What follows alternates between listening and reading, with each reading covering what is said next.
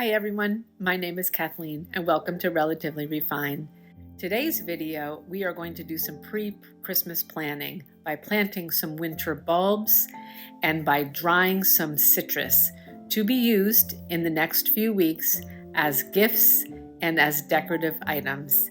And finally, we'll take a quick peek at how I winterize or cozyfy our sunroom so that we can enjoy it throughout the holiday season. If this sounds good to you, stick around.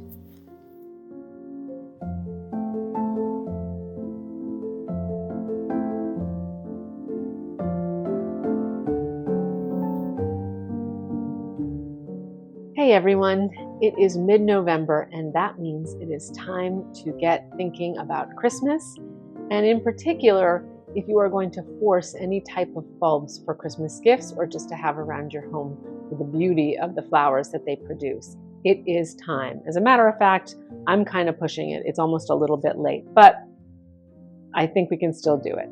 So today's project is to plant some Amaryllis bulbs as well as some paper white bulbs, some of which will stay in my own home and I will be able to enjoy throughout the holidays and after, and others will be gifts. I think it's a really lovely gift to give somebody a plant that even if it's not quite in bloom, if it blooms after Christmas, then it's the gift that kind of keeps on giving. And they can save the bulbs and tuck them away and replant them next year. So the first project we're going to do are the paper whites. And I am going to do 2 containers that will stay here. I have these really large hurricane type vases. They're tall, and so I thought if I planted the bulbs in there, and you know, paper whites get really tall, and what happens when they get really tall and the flowers come out, they get top heavy and they spill over. I thought having a really tall container might help keep those a little bit more upright. So that's the first thing we're going to do. And with paper whites, you don't need any soil. We are going to start, I'm going to place a bunch of rocks. And these, I actually purchased these rocks because I wanted round, smooth river rocks for a different project. So I'm going to use these, put them in there, and then I'm going to top coat it with some smaller rocks that will help anchor the bulbs in. So I'm going to put a few of those in.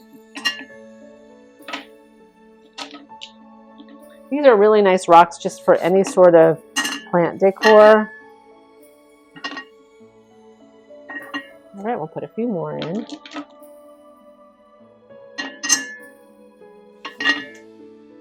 And then what you're going to do, the paper white bulb looks like this.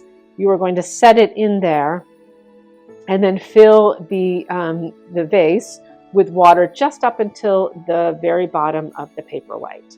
So I think I'll keep a few more in, and then I'm going to add my smaller rocks that will give it a little bit more of an even space to set the bulbs in.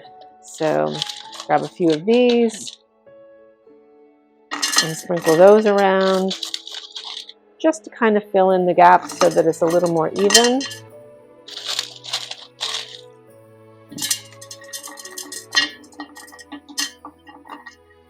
And then what I like to do after you do this is you can cover it with a little bit of moss or pine cones or anything decorative, and it kind of covers up the rocks, but you can see them, and this is a clear vase, so you'll be able to see them below. I think that will do. Then we take our paper white bulbs and just set them in there. Again, they're not planted, so they just kind of sit in there. And I'm going to put as many as I can fit in here, hoping that I can fit 4. These are pretty big paper white bulbs.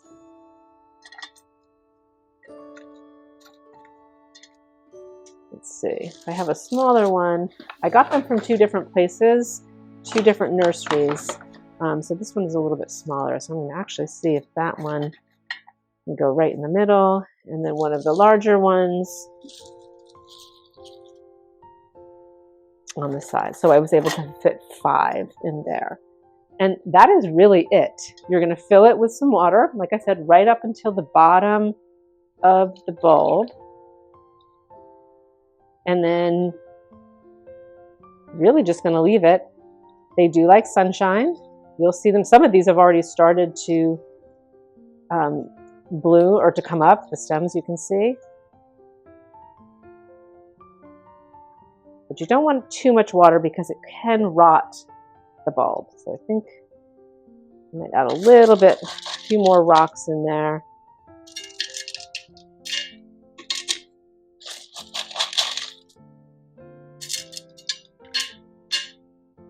And then I have a couple of different kinds of moss. I have this, I think it's called reindeer moss. It's this green, looks almost like something out of the ocean. And then I have another bag of something that I got at the Goodwill that it's Spanish moss. And so you can choose whatever you want to put around it. I'm going to use this reindeer moss since it's right here. And you just kind of tuck it in where the rocks are. It kind of covers up the rocks and adds a little bit of green for the holidays and a natural look. You can also add pine cones, like I said. There's really not much room for anything else in this particular vessel.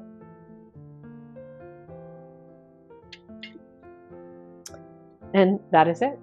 So in a few weeks, I think it's 4 to 6 weeks, those paper whites will certainly be at least as tall as this. They'll be taller than this vase, and then start to bloom in those sweet little white flowers. And I will be able to enjoy them for a while. So that is the first bulb planting that we're going to do. And I am going to do 2 of those. I won't do this one right now, but I have the exact same vessel here. These were thrifted, or I think I got them at an estate sale way long ago. But I'm going to have 2 of them, and I think they will look stunning. I'll insert a picture of the inspiration where I got this idea from. Because originally I was just going to put a candle in these. I had thrifted beautiful green candles, and I thought I would put it in these hurricanes. But when I saw that picture, I changed my mind. So the next thing we are going to plant are the Amaryllis bulbs. And an Amaryllis bulb, I'm going to grab one here. These I got at the hardware store. They're rather large. You can get them in several sizes. This one is actually not as big of an Amaryllis bulb as I've seen. Sometimes they're like twice the size. But I don't have a giant vessel. And as a matter of fact, I thrifted this silver bowl. And for my sister Patty for Christmas, I'm going to plant one of these Amaryllis bulbs for her in this pretty bowl, and that will be her gift. And you can add a ribbon around it when it gets closer to the time that you're giving it. But I think this one is a red. It's called a red lion, so it'll be a beautiful red flower. And most of the Amaryllis this size will have about 2 stalks and 2 to 3 flowers on that. So it'll get quite tall, and then you'll have the flowers at the top. And these take a little bit longer than the paper whites, and I never get the timing right, so this will probably not be blooming. It'll certainly be much bigger when I give it to her, but I doubt it will be blooming. However, it will be something really fun when it does bloom in January. So Amaryllis, you actually use a soil. So when I bought this, it was actually in a kit. So it came with like a soil mixture that you soak. It's like a little brick, and you soak it in water, and it makes like a mud or a dirt. So I am going to pour that into this bowl. And Amaryllis, it is wet. The soil is a little bit wet. I'm actually going to add some just regular potting soil because this feels a little bit too wet. And then you really leave it alone. You don't need to water it until it starts to grow. And then you check it. And if it's still damp or moist, leave it alone.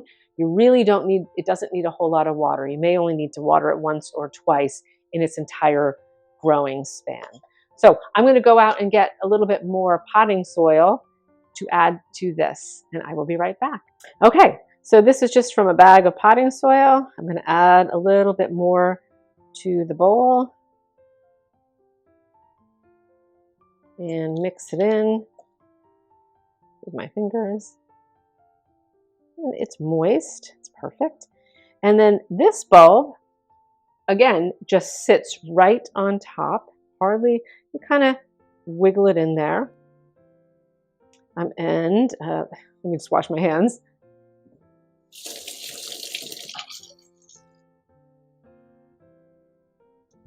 Make sure it is, put a little more water in there. I think it will be okay. And then like the paper white bulbs, it's really nice to put something around the bulb just to make it a little more appealing. So this is what it looks like in the silver bowl. I'm going to try this time. I will add the Spanish moss and see how that looks on this.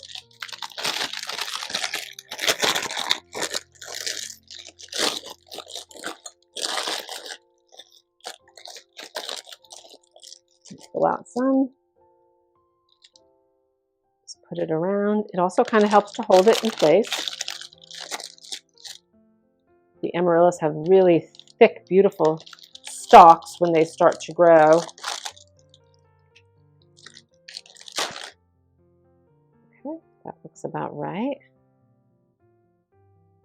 And then they also like sun. I'm going to keep it out of the sun for a little bit, just in a warm room, but not in direct sunlight. You can also, and I think I may do that, you can add, a couple of pine cones to it. It's a small one. I'll use these. And there you have. It's a perfect gift.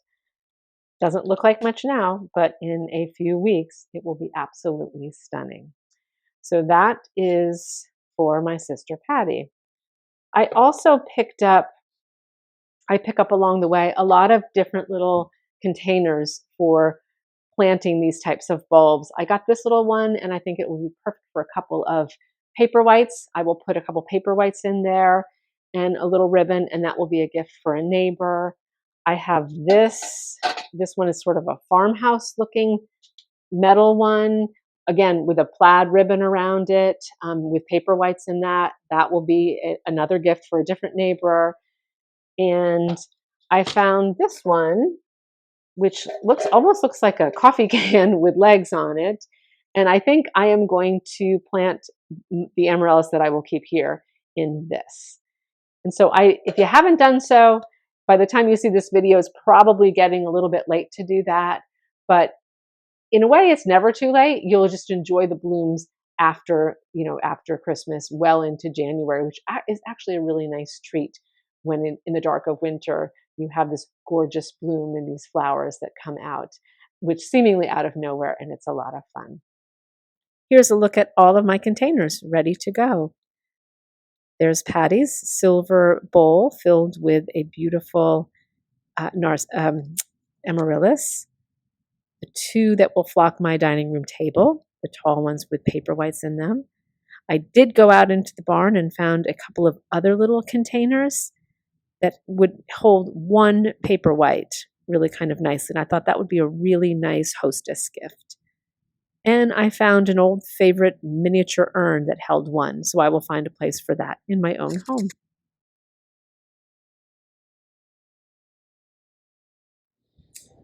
So on to project number 2 in getting ready for Christmas. This year I am going to try drying some orange slices. I have a couple of ideas in mind. I'm thinking I'm going to use them to embellish my outdoor wreath. That I have is just a balsam wreath, but I'm going to try to add some orange slices. I'm kind of going for an orange and blue look on that wreath. I may try a blue bow on the wreath. Secondly, I'm having a large gathering in a couple of weeks with some friends to celebrate some birthdays.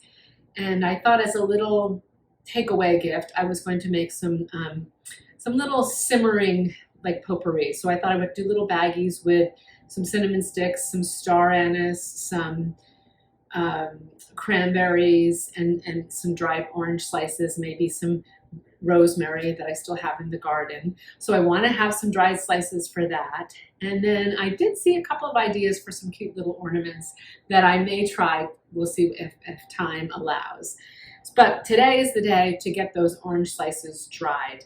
It's not a long process in terms of prep, but it is a long process in terms of drying them out. I do not have a food dehydrator. Probably that would work really, really well. I am going to use my oven set at a very low 200 degrees, and they'll probably be in there for somewhere between 4 and 6 hours. So it's a long haul.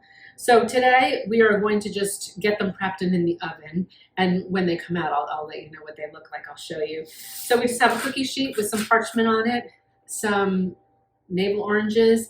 I have one grapefruit I thought I would try. It needs to get used up, and we'll see how that goes. And all you do is slice your oranges fairly thin. They said like 1/8 of an inch thick. Try to get them as consistent as you can. And then you're just going to put them on, oh, they smell good.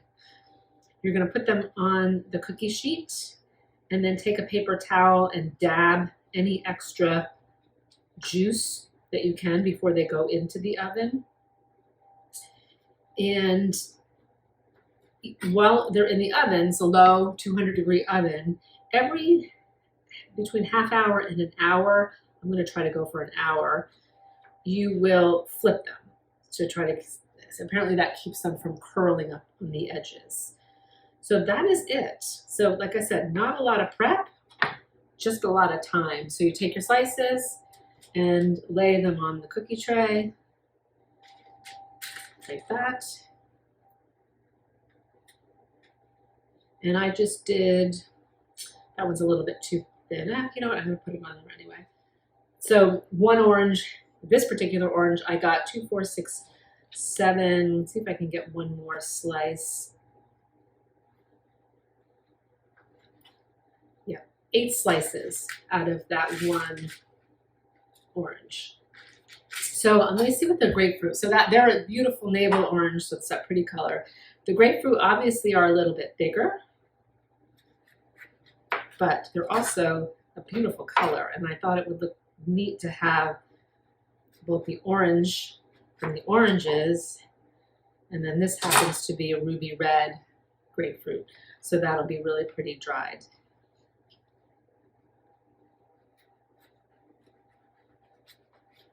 Yeah, we'll pop those in the oven, and in 5 or 6 hours we'll take them back out and store them.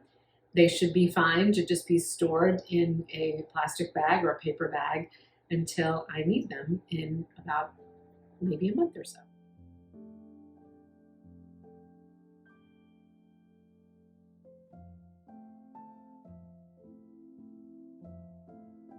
Although our porch is not really heated enough to spend any lengthy time out there in the winter, on some of those days when the sun pours in, we try to spend as much time as possible.